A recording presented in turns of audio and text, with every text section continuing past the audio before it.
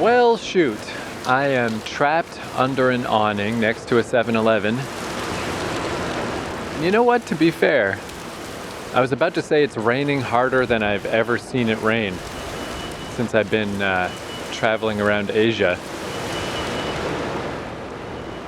But to be fair, I think it actually, in the time it took me to pull out this little recorder, I think it has slowed down. I mean, the sky is just a sheet of gray. So I don't have any particular faith that this rain's gonna stop. But it did start real suddenly. So I don't know, we'll see. Basically, I got up today. So last episode, which was yesterday for me, I saw this cool looking mountain across a river. And I was like, oh, that looks fucking rad. Apparently I can walk across this bridge, and then if I can get around to the back of the mountain, there's a hiking trail. But I should probably try to get started, early-ish in the day, because it gets dark really early in Asia, especially in Taipei, because the time zone is an hour different from South Korea and Japan. And I was like, I don't need to do that today. I'll take a day off. But I just, got up. I did some laundry, had something to eat. And I'm just like, man, fuck it. I don't want to hang out inside all day. Fuck that. And, it was a little overcast, a little rainy, but that's kind of a good thing because takes care of the insane sun. So I was like, let's just go. Let's just go. Like, even if I don't really make it, I'll just go cross the bridge. And even just to explore on the other side of the river, because it's not clear through Google Maps exactly how to get around to the back to the hiking trail. The mountain, by the way, it's called Yinghanling, Yinghanling. There's Yinghanling Trail, entrance of Guanyin Mountain, Yinghanling. Oh, maybe that's why I couldn't find it. Guanyin Mountain. So what the hell is Yinghanling then, if that's not the name of the mountain? Maybe it's two mountains next to each other? I don't know. I had a hard time finding height information about this place.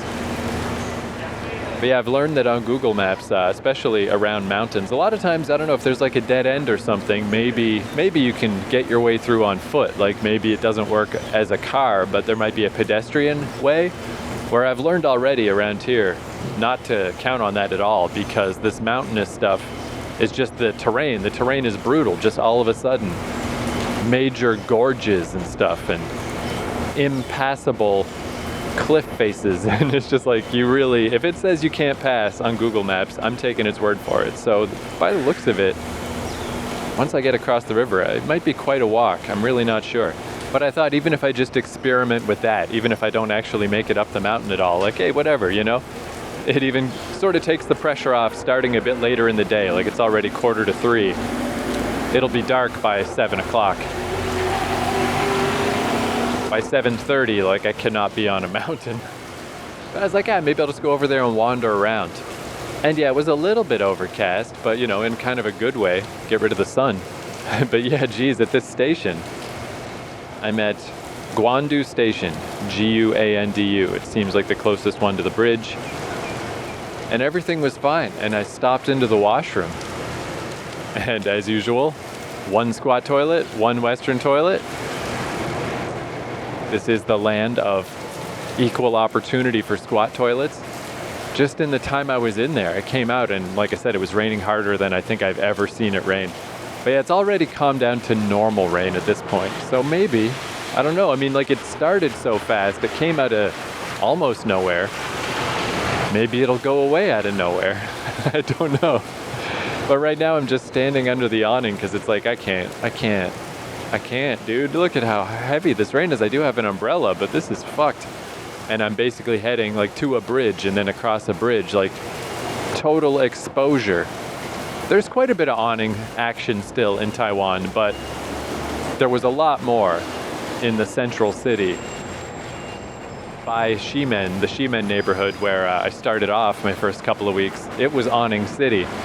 There's less awnings now. Yeah, I don't know, maybe if I go out and walk through it, maybe it'll all just clear up. But I feel like the responsible thing to do is just stand here for a bit, just in case. Yeah, I mean, it's definitely calming down. Definitely, so that's good. That's the whole reason I pulled out this recorder really, is because I wanted to catch a little moment of the crazy rain, and I don't even think I got it. So yeah, maybe this will be all right. There's some taxi cabs. There's a bunch of them here. That'd be funny. Like, hey, can you just take me to this mountain, please? On scooter delivery men, these poor fuckers. This is a day. Oh, geez, though, this guy's wearing kind of like just the plastic slippers like you wear in the shower room. He's basically just wearing that as he does Food Panda delivery on his scooter, but that's a kind of a good footwear for this weather. Yeah, this guy too is running across toward me. Just sandals. Good rain equipment. Yes, the other thing is I don't have any layers. I don't have like my weather-resistant jacket. I don't even have a long-sleeve shirt. All I got is a t-shirt because the weather's been so insanely hot. I can't even conceive of ever needing a layer. But I don't know, in this weather. And I had my little 7-Eleven folded up little rain thing that I realized I never used. Literally just yesterday I took it out of my pack and put my passport in there instead. Now it's like, oh geez. Of course, the day after I take it out, it's like, geez, that would actually be great right now. I could put that on right now. Fuck me. So dumb. And the rain is coming down not sideways now. Now it's only at a 30-degree angle. It's just so hard to stop, I guess. Like, obviously the thing to do is just stand here for 10, 15 more minutes. It can't be a bad thing to do. No bad can come of that. I just am so like, I just want to go. I just want to be walking. I hate standing still. Doing this little recording is the only thing keeping me standing here. But yeah, I think this has calmed down enough. I'm not willing to give up yet. I think I am going to head out into this rain and just see how it goes, see what happens. Hope for the best.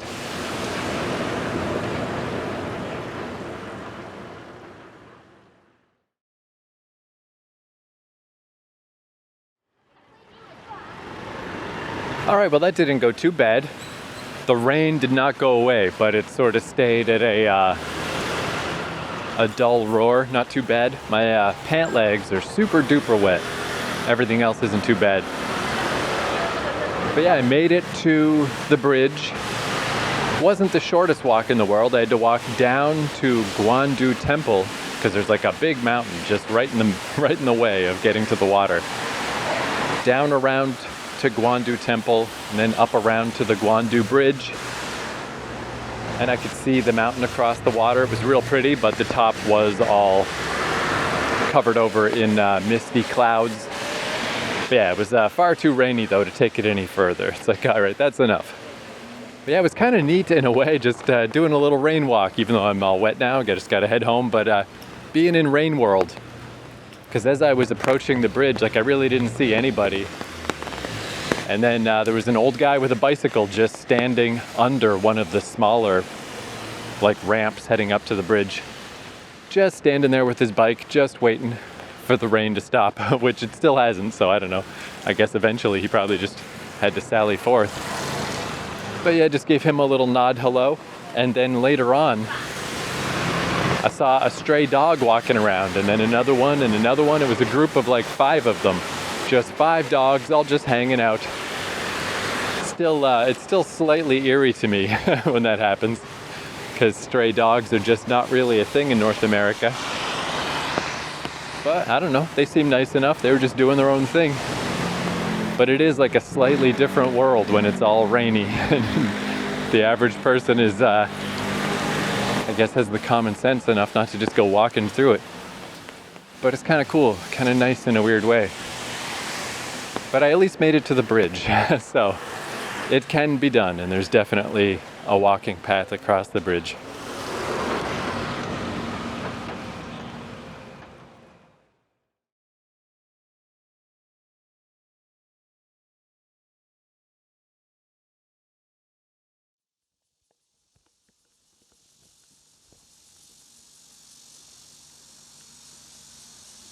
Yo, it's the next day, very hot today, very sunny. Though I just walked by some construction guys that some of them were working, but some of them were taking a break. Speak of the devil. Obviously they're gonna be, worn out from working.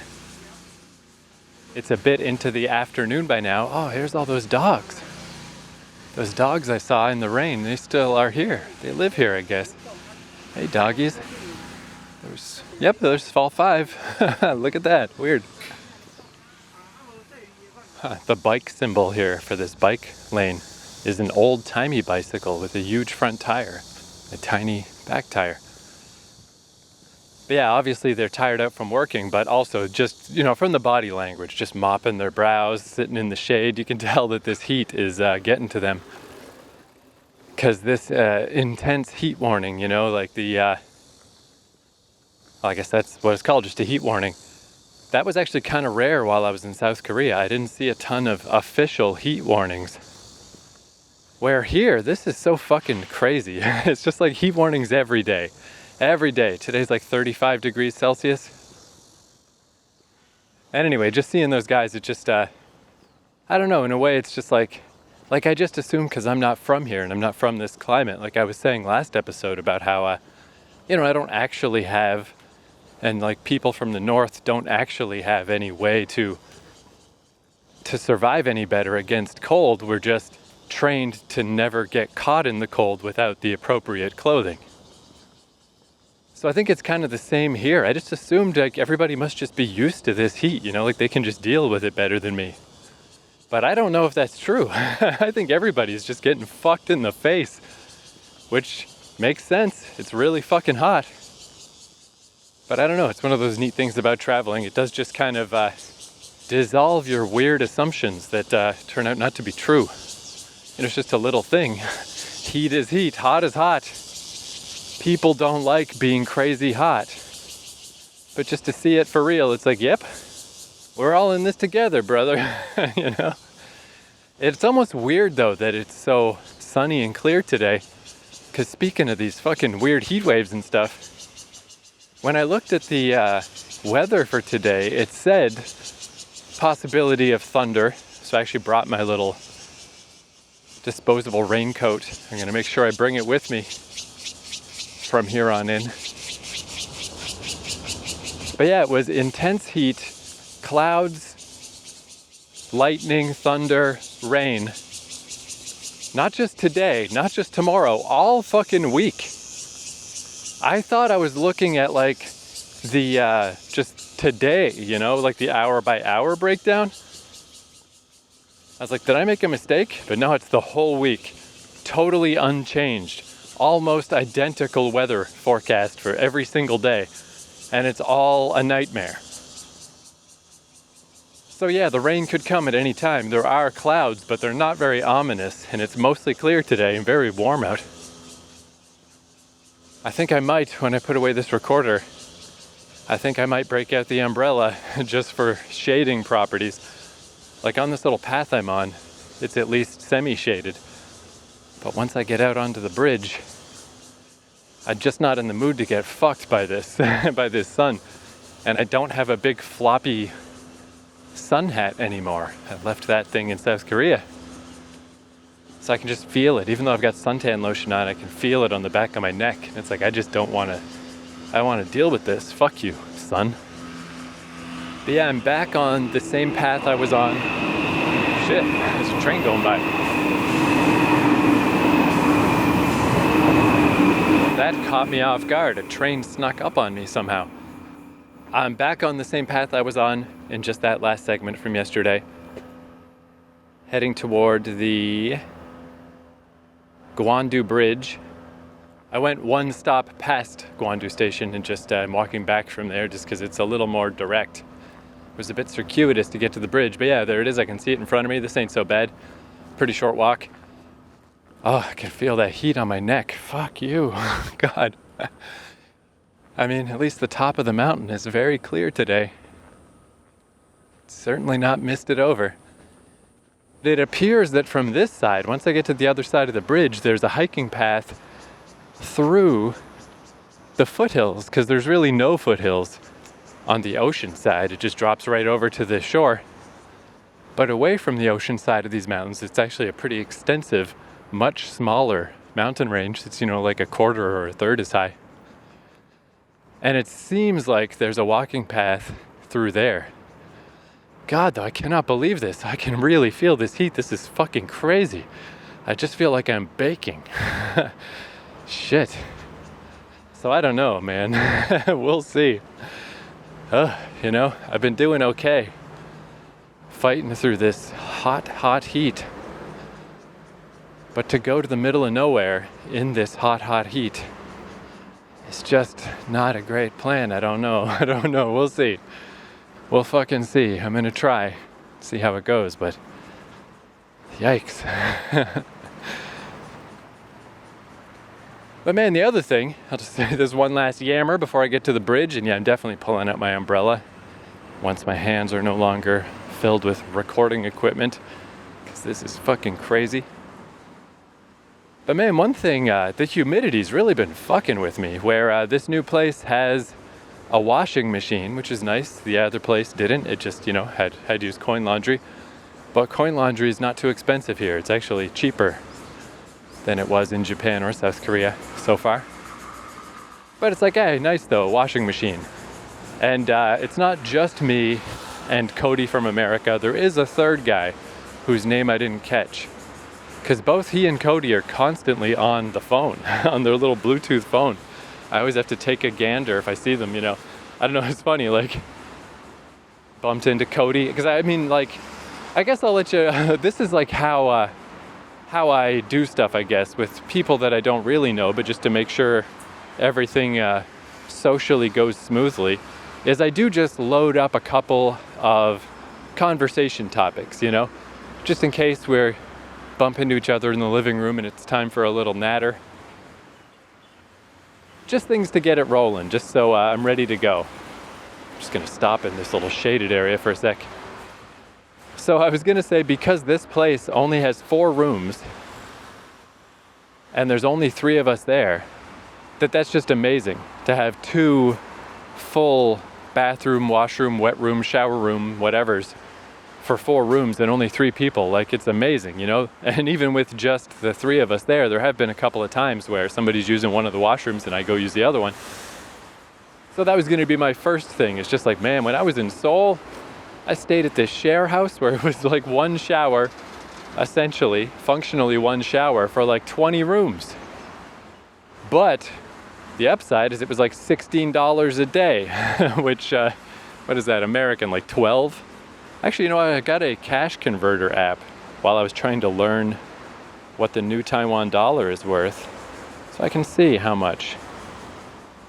$16 Canadian. Geez, not even $12. $11.66. I was close though. But yeah, that was going to be my thing. I was just going to say, like, man, I stayed in Seoul and yeah, it was nuts. This place was ludicrously under bathroomed. But it was super cheap, just there you go, just a little start things off. Nice way to say, hey, I've been here, here's the thing. And then just go from there. But I've never even had the opportunity because this guy is always on his phone, which again, hey, I don't care, whatever. But yeah, it's like almost like the stereotypical like office space, type of shit where you're on your phone all the time. I just switch that back to new Taiwan dollar. 16 new Taiwan dollars is 68 cents Canadian. And yeah, this other guy is the same. So I don't even know his name. I don't even know his story. Oh, sweat on my brow. God damn, there's just no way that going up a mountain today. This can't be the right thing to do. Anyway, even with so few of us there, so we got a washer but no dryer. We just got to hang up stuff to dry. But there's a hanger out on the back balcony and there's a hanger in the apartment. There's plenty of places to hang stuff. But I noticed there was a bit of a log jam with that. There is still like a lot of clothes hanging up, even with just so few of us. And I'm starting to figure out why. Because having to hang up your clothes to dry, I learned in Fukuoka that the best way to do it is to do your laundry often, little bits, and just hang them up to dry so it doesn't take that long. But I've done 2 little waves of laundry and I've started to notice that my laundry just smells bad. It just smells like musty and weird. And I thought maybe it was that the machine is not not strong enough or not good. I think it might use cold water, and it's all in Chinese. It's very hard to figure out. I just set it to auto. Just do whatever you automatically do, because otherwise I don't know. So I think that could contribute. But I'm starting to think it might be a combination. You know, I don't think this washing machine is like completely blasting my clothes with super cleanliness. But I think the other and probably bigger problem, here comes the train, is that I'm learning about humidity. All right, I'm gonna start walking toward the bridge. Oof. All right, let's do this. Yeah, like I just never really, I'm learning a lot about humidity. You know, I just have never lived in an environment super humid like this. So when I grew up in Eastern Canada, we never had a clothes dryer. My mom still doesn't have a clothes dryer to this day. But it was never really a big issue because in the summer we'd hang up clothes to dry and they would dry and that's all good. And in the winter, it was slightly trickier, but we had a great big old house, like a big 3-story ancient house with just a furnace in the basement that just pumped air out through many vents throughout the house. So you could just put your clothing, just hang it up over the various radiator holes or whatever, the heat holes, the heating grates, and it just dried the clothes. And it was never an issue because it's dry, just dry. Any time of year, quite dry. So I guess it's pretty basic science. Just if there's humidity in the air, then there's nowhere for the humidity and wetness on your clothes to go. You know, it can't evaporate and spread out into the air because the air's full already. The air's got enough fucking humidity in it. And you know, it's like, I guess I functionally understand that, but I don't really. It's just one of those things because I never grew up with it. I don't really understand the science of how there's humidity in the air. I don't get it, man. You know? I mean, I guess you can kind of think of air as a liquid that we're all just moving through, and that sort of helps a little, but I don't know. I'm willing to admit when I'm stupid about something. There's just something I don't grok about humidity in the air. But anyway, the results of it are very clear that my clothes just won't fucking dry. So that explains why there's always clothes up to dry, because it's just, even though it's only 3 of us, we're trying to get our clothes to dry and they just won't dry. So like these pants I'm wearing right now, I put these pants through the wash 2 days ago and they're just not fucking dry. It's insane. You know, if you put your wet pants out to dry in a Canadian summer, they'd be dry in like a fucking hour. They wouldn't have big wet patches in 2 days. And that's where I gave them a little smell test, and it's like, yeah, the parts like around the pockets and down by the cuffs that are still wet, they are definitely the parts that smell the worst. So I think that's really the problem. It might be an underpowered washing machine, but I think it's just the gross, mildewy, moldy, whatever the fuck mustiness of clothes just never fucking drying. And it's just so weird of like all the parts of the world to deny the clothes dryer. Like this whole part of the world, Japan, South Korea, Taiwan now, I mean, it seems like they're all quite famous for not having clothes dryers. They hang up their clothes to dry, but that shit doesn't work here. You can't do that, it doesn't work. So I was like, what the hell is this, man? What's going on? All right, I'm on the bridge. I'll try not to yammer too much because it's obviously louder. Yeah, I also noticed all the public washrooms in all of the train stations. They all have big electrical fans plugged in to blow air through there because I got to assume it just turns into a moist, humid mess if you don't force the air to flow through. So I was thinking of various ways I could try to deal with this situation and work around it, and it's just like, what am I doing? Who the fuck cares? It's a nice bonus to have a washing machine, but I just don't want to deal with this fucking shit. I'm just gonna go do laundry at a laundromat tomorrow. Like, fuck this. But yeah, I guess also, I mean, I really don't have coping strategies. I don't quite know what I'm doing wrong or what I could do different because I didn't even know this was gonna happen. Oh yeah, as a test too, once I started realizing that my stuff was just wet forever, because you know, my clothes are so disgustingly sweaty after these days of hiking around, I went and touched my shirt in my laundry bag from like yesterday, and it's still damp. And it's like, that is fucking gross. It won't dry. Why won't it dry? And I mean, the magic word is humidity.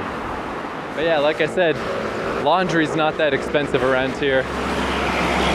And I mean, I like laundry. I like taking a day off to do laundry once in a while. It's actually kind of more comfortable than jockeying for space, getting in the way of my roomies, my temporary roommates. But yeah, socks, shirts, everything just smells a bit weird. Wow, this actually feels a lot better now that I'm on the bridge and there's a stronger breeze. The sun feels a lot less oppressive. So maybe this won't be so bad. And yeah, the mountain's right there, dude. Assuming I can find the path. Yeah, as long as I don't have to just literally walk around the whole mountain, maybe I'll be all right. Maybe I can pull this off today. There's the peak. I'm looking right at it. Maybe I'll see you later today, peak. But if I don't, fuck it. That's fine. At the first sign of this being insane, I'm gonna bail the fuck out. Well, I mean, to be fair, I guess I already had the first sign that this is insane. If I have a series of signs that this is insane in quick succession with no salvation in sight, then I'll bail out.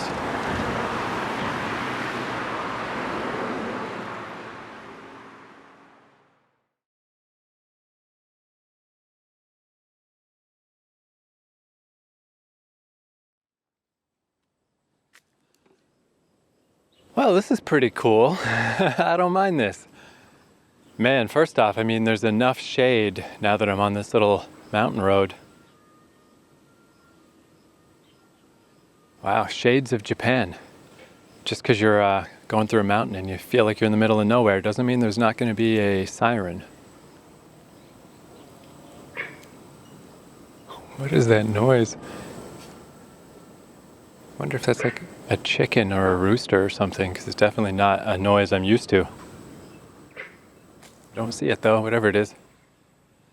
But yeah, it's shady enough here that I'm feeling all right. I'm surviving. But when I was out under the open sun, this is funny because I remember it being a bit of a tug of war. I had the idea to use my umbrella to protect me from the sun, but I never really did it. Well, I tried it one day and it was too windy. But I was always a bit embarrassed about it too, of just like, I don't know, it just seems so uncool to pull out my umbrella when it's hot out. But on Jeju, it was like 32 degrees or 33 degrees. Now that it's like 35, 36 today, it's amazing how much you learn about yourself. I just didn't care at all. I had zero compunctions about pulling that thing out. And as soon as I had it covering my neck and my head, it's like, that's awesome. That is awesome. I mean, it was a dumb thing to be concerned about in the first place. Nobody cares what I do. Nobody thinks I'm cool, that's for sure. But yeah, wandering around Asian countries where I don't speak the language and I don't know anybody, it's the silliest thing in the world to be like, oh, I don't know. Feels kind of unrad to pull out my umbrella. But yeah, once it gets hot like this, it turns out that survival easily trumps any of that shit. But yeah, I didn't need it for too long. Now it's shady enough. But yeah, this is pretty cool. I would never in a million years have been able to take this route if Google didn't lead me here. Because it's just like a little narrow, windy mountain road. It's actually kind of similar to the one when I was on the way to the sulfur place. But that one was really awful because it had big cliffs on either side blocking me in, and it was very busy and like pretty serious traffic. This one is actually narrower, but even though it doesn't officially have anywhere to walk on the sides, there's still just more room in general to get out of people's way. And it's very light traffic. Oh, like here's a little minivan coming, but I think that's the first one I've seen. I maybe saw a little mini truck or two, but it's mostly just an occasional scooter. Feels fine, feels very comfortable. Apparently there's somebody doing some work down there, but I can't see them either. It's really jungly, very thick trees everywhere. Quite a bit of cemetery type stuff. The cemeteries that are built into the side of the mountain, the same as I found to the east of Taipei by the 101 building, past the 101. Which I guess makes sense because you would want to put cemetery plots on ground that isn't going to be used, right? You know? You need the flat ground around here. It's precious. So you can put your poor dead on the mountainsides, which weren't going to get used anyway. Reminds me of there's an issue of the comic The Sandman about a super mountainous civilization. And they used to, instead of burying people in the ground, they would quote unquote bury people by leaving them on the peaks of really high mountains. And then birds would eat them, and that's how they disposed of their bodies. But yeah, not only would I not have known about this anyway, I would never have had the gumption to just walk down a little weird street that, you know, just kind of winds through some people's rural properties. It's not really clear that it's a through street at all. But it's windy enough with enough little offshoots and stuff. If I didn't have the Google Map dots, there's just 0% chance I would have done this. So this is neat. This is nice. Kind of enjoying this. Man, though, getting back to humidity. Oh, well, I guess just what I was saying too about signs that it's too hot. This recorder, like when I was walking across the bridge and I put this recorder away, the plastic of this recorder, the Zoom H1N, was hot in my hands in a way I've never felt it like be physically hot before. Right now it feels fine. It's a lot breezier and shadier. But then I stopped in a 7-Eleven and got a second bottle of water. So I got 2 bottles of water and a big bottle of coffee and just some dried plums and dried mangoes in my pocket as a snack. But I stopped in the 7-Eleven to buy even more water just to be on the safe side. And just when I reached down to stop the MP3 I was listening to, my phone was physically hot, even while it was inside my bag, like very hot. I was like, fuck. I'm trying to think, I think my phone did turn off due to heat once, but it's because I was using it to do a video call home instead of using my laptop on some very hot day in South Korea. So that wasn't really that it was so hot out, it was just that my phone was on for an extended period and it overheated. But this was, unusually hot. Oh, good. I think I've crested the top. I think I'm going down now. Oh, here's a little 4-wheel drive thingy. Let me check Google Maps and make sure I'm still going the right way. Yeah, I'm like halfway to the entrance to the mountain. Yes, I don't know. Again, I still could just bail out because I don't know about this in general, but this part is going okay. Yeah, this is really nice. I've still never seen a monkey. I don't know if there are monkeys in Taiwan, but seems like there's a good chance there would be, and this seems like if I'm gonna see one, this feels like the place. This is super jungle town. And still close enough to civilization. Like I just stepped aside to let a car go by. There's power lines.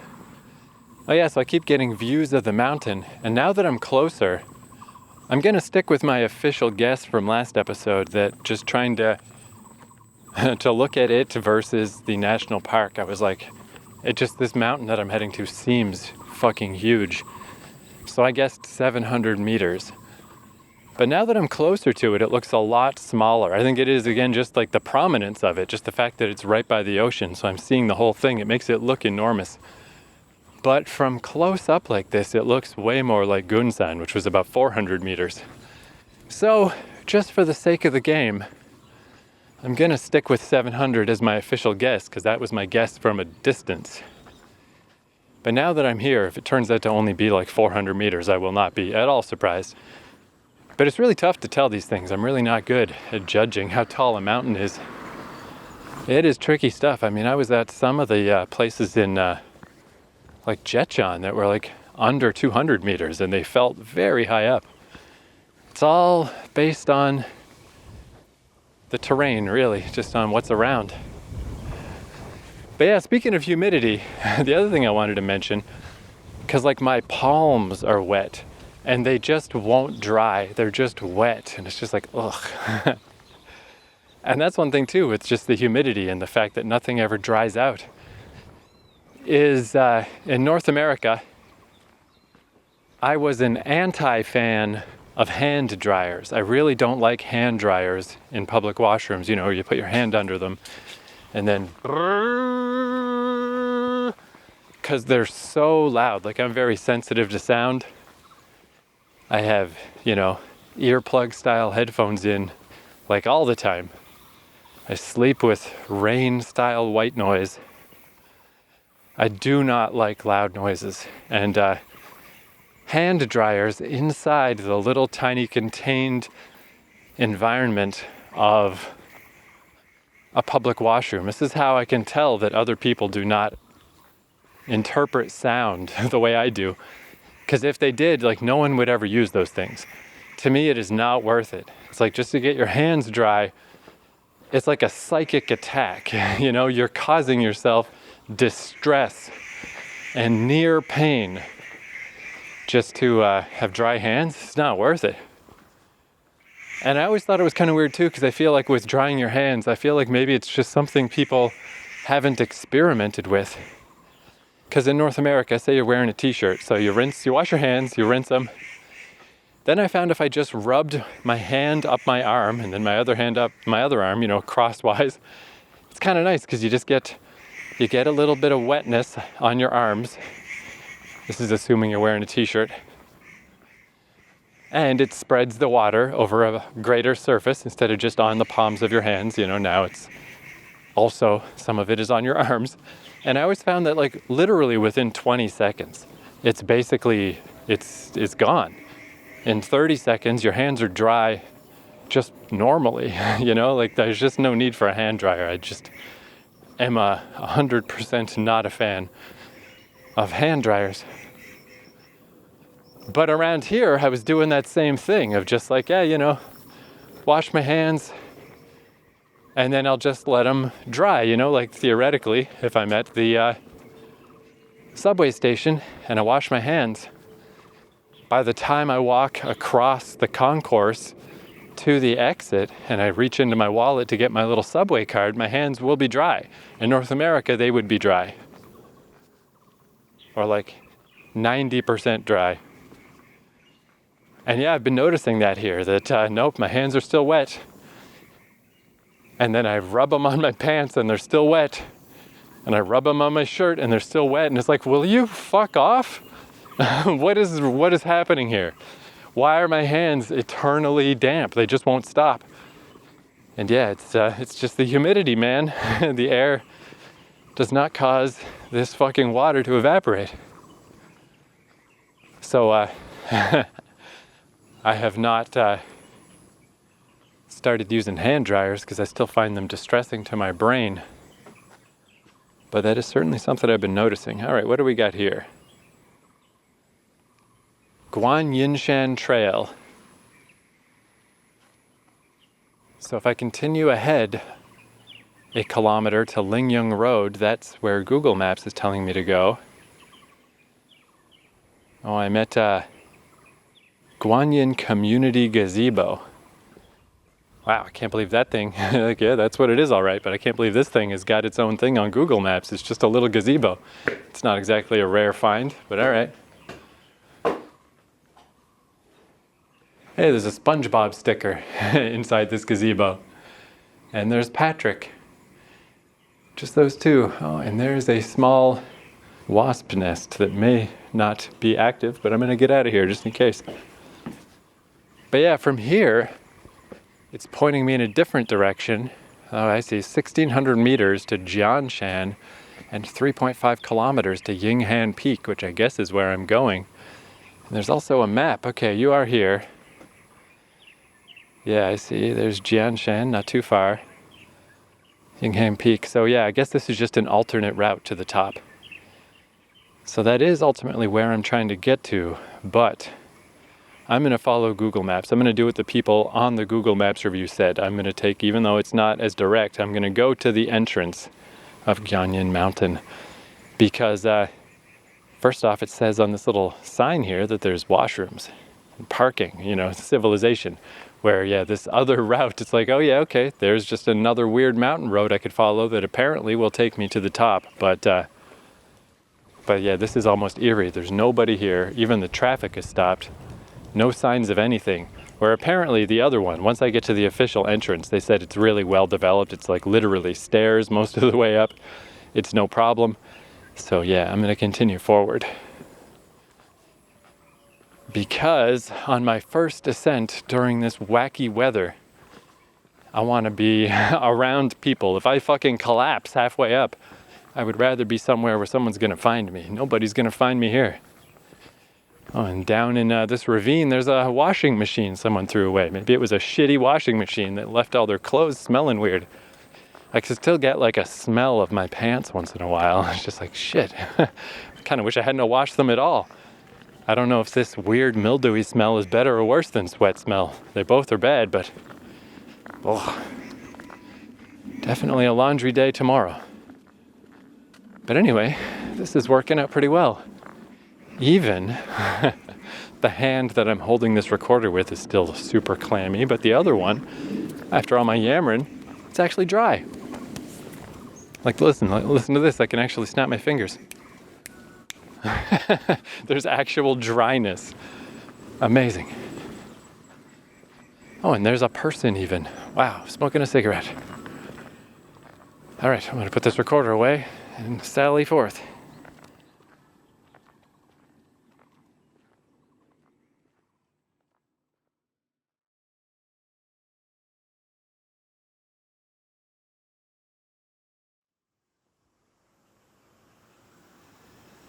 All right, this is pretty cool again.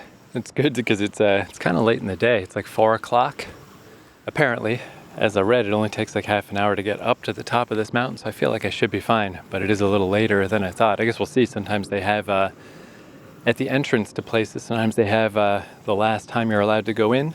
So we'll see. Even if I don't make it, I feel like that's fine. This has been a fine day, a super nice walk. The incredible heat reduced to just normal heat. And yeah, it's pretty good. So even if I just got to the mountain and went back, that's all right. But yeah, I got to a more major road and it had a nice arrow this way to the mountain. So it's like, oh, sweet, thank you. But then it did start to get a little concerning because it's this weavy, windy road with no sidewalk again, which that was fine on the road I was just on because there was so little traffic. This one is like a real road with a normal amount of traffic. So I was like, ooh, I don't like this. And just as I was getting worried, I saw a sign and a path, like a stone path, like a really well-made stone walkway that said this way to the mountain. And still like 1.4 kilometers. It's a bit of a ways. But this path, I guess we'll see if it goes the whole way, but it seems like it does. And I also saw 2 older guys walking down toward me. Gave them a nice hello. But on this path, I saw a little shrine thing, like a really simple shrine, just like a little, basically just 3 walls and a little roof. But inside is what I presume is a Buddha. I don't know for sure, but he looks very Buddha-y. I don't know if there's, I don't know who else might be being worshipped, if anyone. But I thought I'd check because South Korea, nobody ever left stuff at any of the religious observance places. Where in Japan, that was always a bit of an odd thing to me. People would leave, I think, excessive amounts of things, and not like spiritual things, but just like candy and drinks and stuff from the convenience store. And yeah, I just found it very strange because to me it read as garbage, and especially when you're on an obscure mountain somewhere and you find a cool shrine and it's just got like a fucking Family Mart drink there. I did not understand that practice. So I saw some stuff over here, some bottles and things. I thought I'd just come over and see what's the deal in Taiwan. And the deal in Taiwan is very, very, what's the word? Like everything here is important. It's very streamlined. There's the little statue There's incense and a little pot with, where you burn the incense that's full of ashes. And there's a lighter. Oh, and there's a container here. What's in there? Inside the container, it looks like is just incense. Oh, and there's a little salamander-looking fella. And yeah, there's 2 bottles. One of them has water in it, presumably just if you need to put out the incense. And then one full of rice. So I don't know what specifically the rice is for. But it must be some religious ceremony thing, spreading the rice or something. Or maybe, I don't know, I have no idea what the rice is for. But yeah, bottle of rice, bottle of water, incense, lighter, that's all. Sleek, to the point, all the stuff you need. Cool. Yeah, because it's been a while since I've been in Japan. I sort of forgot about, that I just never came to a good conclusion about that. I guess the origins are leaving stuff for the mountain spirits and whatnot. Or, even if someone is leaving like, a little tangerine or something, it's still strange, but at least, I don't know, it'll rot away or something. It's leaving the mass-produced candy and stuff. That's where I just really feel like what is happening here? This is a convergence of spirituality and modernity that is not working at all. It's just trash. It's just garbage. And of all the places to not leave garbage, I would think that a shrine would be high on the list. But it seems nobody else does that, just them.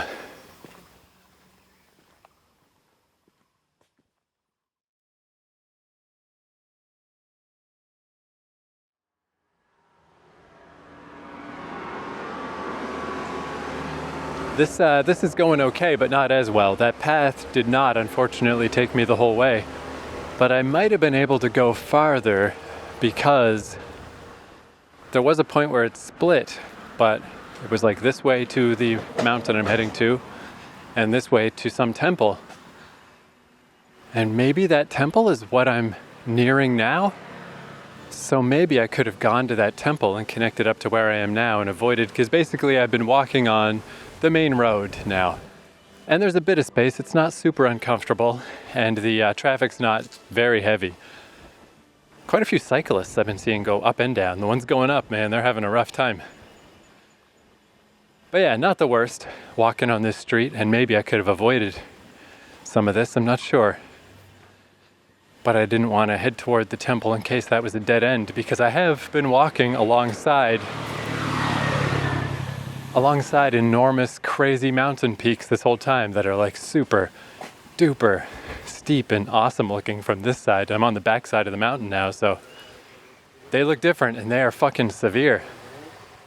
So yeah, I see a shrine sort of halfway up the mountain. So I don't know, just the path. So I don't know, would the path have taken me there? Would I have wanted to do that? I don't know. I think what I did was probably the right thing to do. But unfortunately, yeah, it's caused me to have to walk on the road.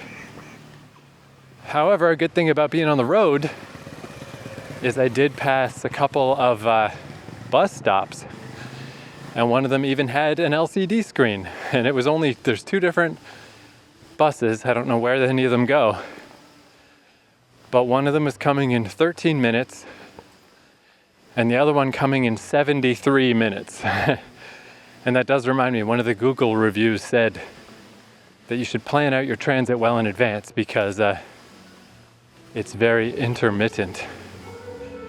And that confirms that. Yeah,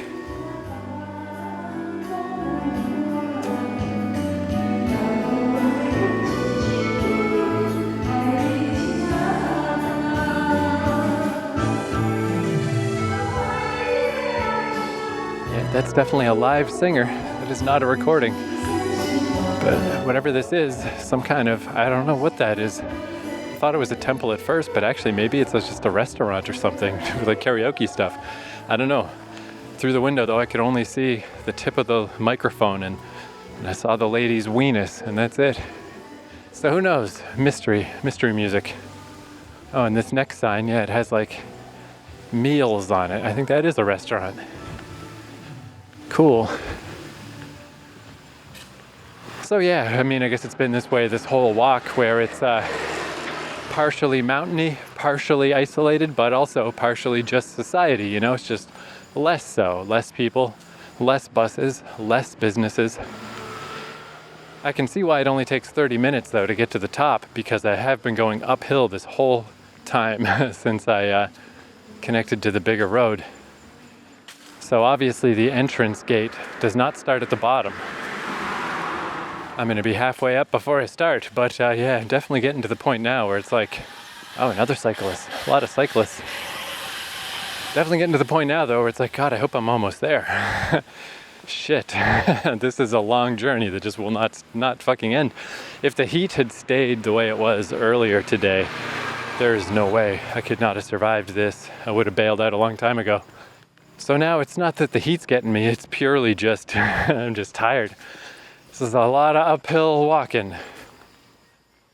I don't know how I'm going to get out of here after this. Maybe one of those buses though. Beautiful views though. These views around the back of the mountain are really gorgeous. 10 out of 10 view of the mountain. Oh, another random radio. Let's fade out with another radio. More radio time.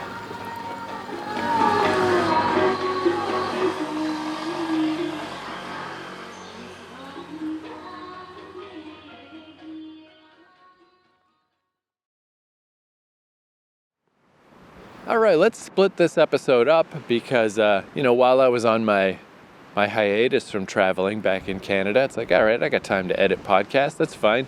So when I pull up my raw audio and it's 2 hours of yammering, I'm like, well, what else am I doing with myself? But good news, I'm back to traveling. I got a real cheap flight. It was bananas. It was like I was going to go to Montreal and my Airbnb guy canceled. And it was only like 3 weeks out, maybe? So I was looking into stuff like, should I rebook? What should I do? I had a little train ticket to Montreal from Toronto, but it wouldn't be the craziest thing to just let that go and do something else. And all the stars aligned of my theories are, it's still a little cold. It's a little chilly. Early March 1st is when I left. So it's before the cherry blossom season that everybody wants to see. Instead of Air Canada, I flew with United this time. It was a ridiculous journey of I had to fly to Newark from Toronto and then stay 11 hours overnight in the Newark airport, which sucked. That airport is not designed to sleep in. It's aggressively designed that you can't easily sleep there. Brutal. And then 14 hours to Tokyo. A really rough journey, but also, because it was 3 weeks early, it was this weird time frame where normally you would book a flight way more in advance than that. I've never booked a flight 3 weeks out, but I was at the perfect nadir of the price went down, but right before it goes back up, if you have to get a flight at the last moment, it gets really expensive. So I was just at the point where they're just trying to fill seats. They're just trying to make sure the plane is full. And it was a fully packed flight. But I got this flight for $500 Canadian. Unbelievable. I don't know if I'll ever be able to recreate that situation because it was such a specific time of year, specific circumstances, a specifically crazy flight that most people wouldn't want to take, I guess. And especially, I think, the timing. The timing of year combined with the timing of booking just before leaving, but not just before leaving. Anyway, I don't know if I'll ever get a flight that cheap again. $500 Canadian, that's insane to get to Tokyo. But yeah, good news. More podcasts are coming. Tons more, because here I am, I'm traveling again. But yeah, when I see these 2-hour episodes, it's I don't have fucking time to edit this, you rambly fucking piece of shit. Why are you talking so at length about everything? My editor self hates my reporter self. You didn't need to report on everything. So I think going forward, just so I'm not spending my travel time editing podcasts, when there's a really long podcast like this, let's just make it a point to split it up. Let's just keep this podcast at about an hour from here on in. No more big 2-hour crazy epics. So we're going to split this one in half. I've made it to the base of the mountain, and next episode I'll go up. And this is it is a worthy episode to be 2 hours, because that The view at the top of this mountain, again, it's weird to talk about the view on an audio podcast, but it's nuts. It's so insane. It's one of the coolest. It was definitely the best view of Taipei. Hands down. It was so beautiful. So join me next time for the second half of the journey. And now I got to get back to adventure. Adventure, quote unquote. Walking around. But hey, sometimes it's real hot. Sometimes it's real rainy. Sometimes I get lost. Adventure's all relative, you know what I'm saying? All right, see you next episode.